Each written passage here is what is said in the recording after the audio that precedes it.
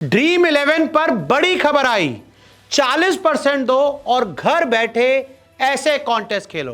तो देखिए, Asia cup 2025 का आगाज होने वाला है और उससे पहले ड्रीम 11, माई 11 सर्कल, MPL और जितनी भी फैंटेसी एप्स हैं उनको लेकर एक ऐसी खबर आई है और मनी कॉन्टेस्ट वालों के लिए गुड न्यूज लाई है। जी हां, मनी कॉन्टेस्ट को लेकर एक गुड न्यूज, एक बहुत बड़ी खबर।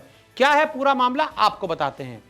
तो देखिए, अचानक फैंटेसी एप्स को लेकर सरकार ने जो नियम है एक बार फिर बदल दिए हैं। जी हां, सरकार ने 2 हफ्ता पहले फैंटेसी एप्स को बैन किया था, लेकिन अब सरकार ने अपना फैसला बदलते हुए नए नियम फैंटेसी ऐप को लेकर बना दिए हैं। क्या है मामला, जान लीजिए। मनी कॉन्टेस्ट पर बड़ी खबर। जी हां, और मनी कॉन्टेस्ट पर, जिस मनी कॉन्टेस्ट के शुरू होने का आप सभी को बड़ी बेसब्री से इंतजार था, उसी को लेकर एक बड़ी खबर आई है। मनी कॉन्टेस्ट कब से शुरू, सवाल, क्वेश्चन मार्क, ये क्वेश्चन मार्क लगाए कि मनी कॉन्टेस्ट कब से शुरू होगा, आप सभी का सवाल है जिसका जवाब आपको इस वीडियो में मिल जाएगा।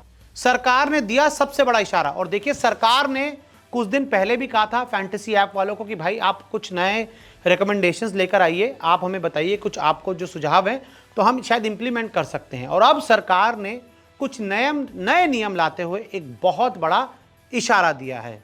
GST अब 28% से बढ़कर 40% हुआ। जी हां, आप सभी को याद होगा कि फैंटेसी ऑनलाइन गेमिंग पर, मनी कॉन्टेस्ट पर जो GST था वो 28% था। जब 28% लगा था बहुत विवाद होता, लेकिन सभी ने इसको मंजूर कर लिया था। और अब सरकार ने इसे बढ़ाकर 40% कर दिया है। जी हां, 40% GST money contest online gaming पर लगेगा। मनी कॉन्टेस्ट पर 40% GST। जी हां, मनी कॉन्टेस्ट पर आप 40% GST लगेगा, क्योंकि देखिए अभी कुछ दिन से जो पूरी तरह से फ्री वाला ही मामला चल रहा था, आप पैसे लगा नहीं पा रहे थे लेकिन अब जीत पा रहे थे। लेकिन अब सरकार ने कहा है कि भाई हम इन फैंटेसी कंपनीज पर 40% GST लगाएंगे, यानी कि मनी कॉन्टेस्ट वाले मामले पर 40% GST के नियम बन गए हैं। 40% से मनी कॉन्टेस्ट शुरू होंगे। और सवाल अब ये हो रहा है कि सरकार ने जब GST बढ़ा दिया है 28% से 40% मनी कॉन्टेस्ट को लेकर, तो क्या आप जल्द ही मनी कॉन्टेस्ट एक बार दोबारा शुरू होने वाले हैं?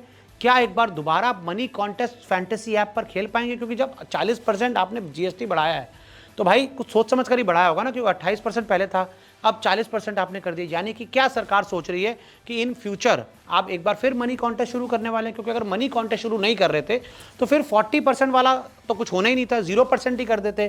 क्योंकि जब कमाई ही नहीं होगी, जब लोग पैसा ही नहीं डालेगा, जैसे शेयर मार्केट पर आप पैसा डालते हैं तो आपका कुछ टैक्स लगता है ना, तो ऐसे में मनी कॉन्टेस्ट अगर आप बंद कर दोगे तो फिर तो कोई 40% का कोई मतलब ही नहीं ना। कहाँ से 40% आएंगे? अगर लोग फ्री में खेलेंगे और कंपनी वाले फ्री में खिलाएंगे तो पैसा कहाँ से बनाएंगे? तो ऐसे में जब सरकार ने कर दिया है कि GST 40% लगेगा इन सभी फैंटेसी ऐप पर, तो यानी कि सरकार शायद सोच रही है कि इन फ्यूचर में एक बार फिर मनी कॉन्टेस्ट की वापसी करवाएं। सरकार हमेशा 40% GST ही चाहती थी। और मैं आपको बता दूं कि सरकार ने हमेशा से ये सोच रखा था कि फैंटेसी ऐप पर वो 40% GST लगाएगी। जब 28% GST लगाई थी बहुत विवाद हुआ था, लेकिन अब जब 40% GST चुप करके कर दिए तो यानी कि सभी फैंटेसी ऐप वाले भी चुप हैं। वो कुछ नहीं बोल रहे क्योंकि उनको पता है उनकी जो दुकान है वो पूरी तरह से अभी बंद हो चुकी है। यानी कि अब 40% लग जाएगा, तो इसलिए कोई फैंटेसी ऐप वालों ने हल्ला नहीं किया। यानी कि ये हो सकता है कि सरकार अपनी चीज़ों को मनवा ले, और 40% तो मानना ही पड़ेगा ना।